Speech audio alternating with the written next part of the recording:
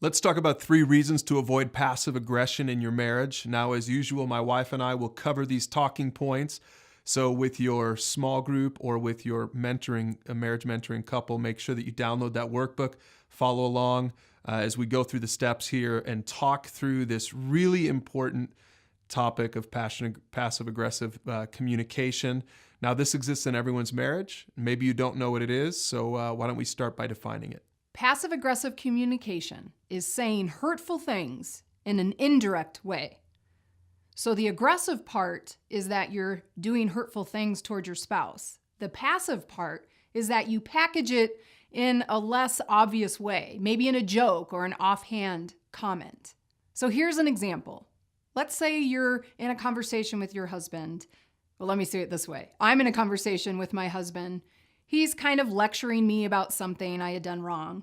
A passive-aggressive response from me might be rolling my eyes and saying something like, "Yep, you're always right."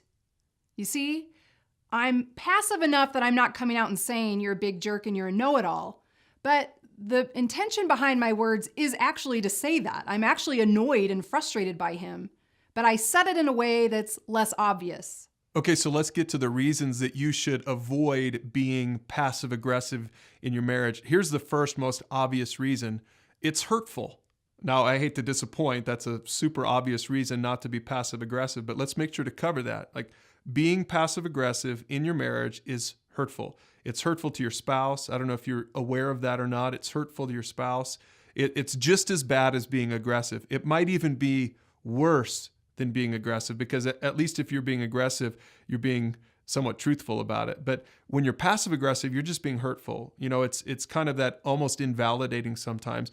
And so it's just not helpful in your marriage. It doesn't build up your marriage. It doesn't build up your relationship. It's a terrible way to communicate. So that's the first thing. It's hurtful. The second reason to avoid it, it creates confusion in your marriage. There's nothing good or productive in communication if you're being passive-aggressive and indirect in what you're trying to say, but your spouse isn't getting it, right? It just creates chaos, unnecessary confusion. Your spouse is no more clear on what's bothering you when you choose those tactics. Let's go back to my example. My husband's kind of lecturing me. I roll my eyes. My passive-aggressive response was, "Okay, honey, you know everything." Okay, now my spouse, my husband, is left to be thinking, "Well, that sounded kind of weird. Is she mad at me? What did I do? What's the problem?"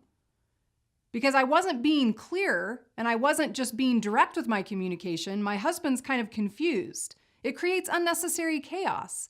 It's kind of like I'm creating a different conversation than the one we were currently having. It creates confusion. It's not helpful. And here's a third reason to avoid being passive-aggressive in your communication. It's a form of deception. Now, that might sound pretty strong, but it's the truth. We're kind of lying to our spouse when we know in our heart of hearts that my intention in making that comment of, "Okay, honey, you know everything," I'm slipping in a jab there. That's the truth. I'm mad and I wanted to say something, but I wanted to be passive enough about it that he didn't quite maybe pick up on it. So that's really a form of deception. It's like a lie. Because I'm not being totally truthful. I'm not being honest about what my true intentions were in saying the comment that I said. So we have to realize passive-aggressive communication is a form of deception. So here's the bottom line. In the end, no one benefits from passive-aggressive communication. You know, for these 3 reasons and probably many more that you can come up with on your own, but nobody benefits from it.